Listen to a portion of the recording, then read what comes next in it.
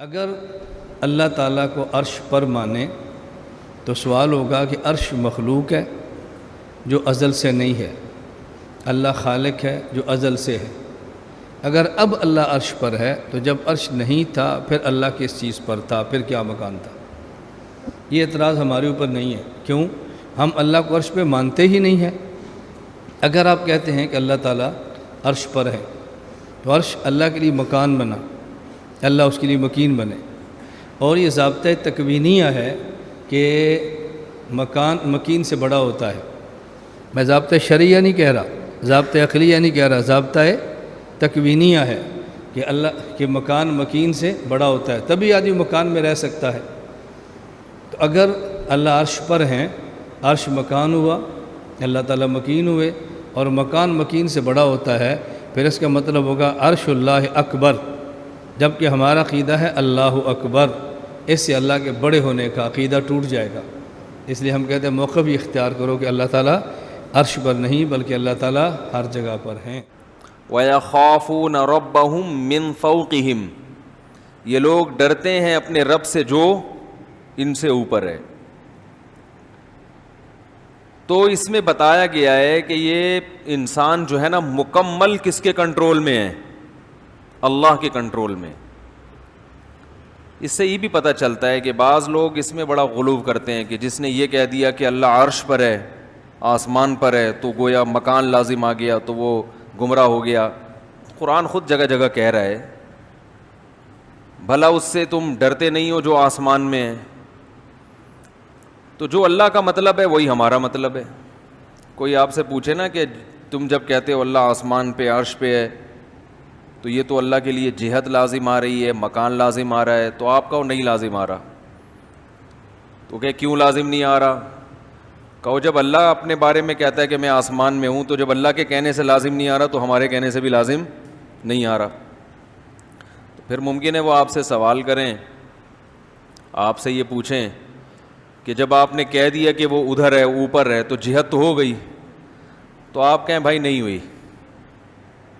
کہیں کیوں نہیں ہوئی؟ کہیں جب اللہ کے کہنے سے اگر ہو رہی ہے تو پھر ہمارے کہنے سے بھی ہو رہی ہے، اللہ کے کہنے سے نہیں ہو رہی تو ہمارے کہنے سے بھی نہیں ہو رہی۔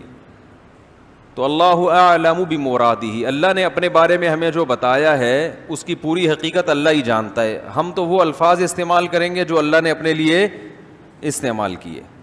جو اللہ نے اپنے لیے الفاظ استعمال کیے وہ یہی کہ الرحمن علی العرش استوى، رحمان عرش پر مستوی ہے۔ عرش تخت کو کہتے ہیں، اللہ کا ایک تخت ہے، اس کی حقیقت ہمیں معلوم نہیں ہے، بس وہ ہے کیسا ہے۔ اور من فی السماء، آسمانوں میں ہے۔ اسی طرح حدیث میں آتا ہے کہ ایک باندی نبی کے پاس آئی، آپ نے پوچھا این اللہ، اللہ کہاں ہے؟ اس باندی نے کہا فی السماء، آسمانوں میں ہے۔ آپ نے فرمایا کہ اس کو آزاد کر دو، صحابی کو حکم دیا کہ اس کو آزاد کر دو۔ آپ نے اس سے نہیں پوچھا آسمانوں میں کیسے ہے، کیا بات بھائی؟ تو عامی آدمی سے بھی جب پوچھا جائے گا اللہ کہاں ہے تو وہ کہے گا بھائی اللہ آسمانوں میں ہے، عرش پہ ہے، کیسے ہے، کیا ہے، ہمیں نہیں پتا۔ البتہ قرآن میں کچھ دوسری آیتیں ہیں جن میں آتا ہے وَهُوَ مَعَكُمْ أَيْنَمَا كُنْتُمْ، تم جہاں بھی ہو وہ تمہارے ساتھ ہے، یہ بھی ہے قرآن میں۔ نَحْنُ أَقْرَبُ إِلَيْهِ مِنْ حَبْلِ الْوَرِيدِ، ہم تمہاری شہرک سے بھی زیادہ قریب ہیں۔ بات سمجھ میں آ رہی ہے؟ تو دیکھیں کسی بھی کلام کو نا سمجھنے کے لیے یہ ضروری ہے کہ اس زبان میں اس قسم کے کلام کا کیا مطلب لیا جاتا ہے۔ تو جب بھی ہم کسی سے بات کرتے ہیں، اردو میں بھی جو اصول ہیں وہی عربی میں ہیں۔ اس معاملے میں جب آپ کسی کی مدد کا وعدہ کرتے ہیں اور بتاتے ہیں کہ میری مدد ہر وقت تمہارے ساتھ رہے گی، تو آپ اس کے لیے کیا الفاظ استعمال کرتے ہیں کہ بھئی تم جہاں ہو میں تمہارے ساتھ ہوں، یعنی تم پہ نظر رکھے ہوئے ہوں اور تمہاری مدد کے لیے ہر وقت تیار ہوں۔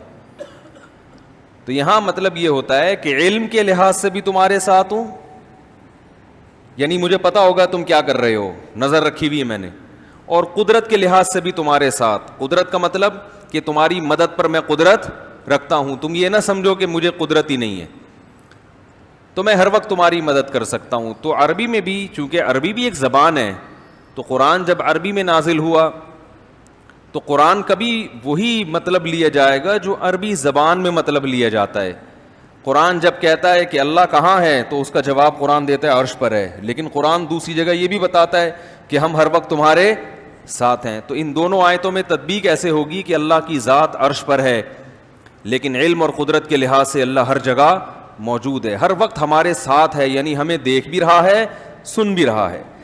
جیسے قرآن میں حضرت موسیٰ علیہ السلام کے بارے میں آتا ہے کہ ہم نے موسیٰ اور ہارون کو فرعون کے پاس بھیجا. اب حضرت موسیٰ گھبرا رہے ہیں کہ فرعون نے تو وہ تو بڑا ظالم ہے، وہ تو مجھے مار ڈالے گا. تو اللہ نے فرمایا اننی معکما اسمع و ارا، اے موسیٰ اور ہارون گھبراؤ نہیں، میں تم دونوں کے ساتھ ہوں، سب کچھ سن بھی رہا ہوں اور دیکھ بھی رہا ہوں. تو یہ اللہ نے بتا دیا کہ اللہ کے انسان کے ساتھ ہونے کا مطلب کیا ہے. سمجھ میں آ رہی ہے بات؟ اللہ کے انسان کے ساتھ ہونے کا مطلب کیا ہے، یہ قرآن نے خود بتا دیا کہ مطلب یہ ہے کہ میں ہر وقت تمہیں دیکھ بھی رہا ہوں اور ہر وقت سن بھی رہا ہوں، یعنی تمہاری ہر وقت مدد کر سکتا ہوں، ایک ایک چیز سے باخبر ہوں. اس لحاظ سے اللہ ہمارے قریب بھی ہے، لیکن اللہ کی ذات کہاں ہے؟ عرش پر ہے، لیکن اس کی کیفیت ہمیں معلوم نہیں ہے.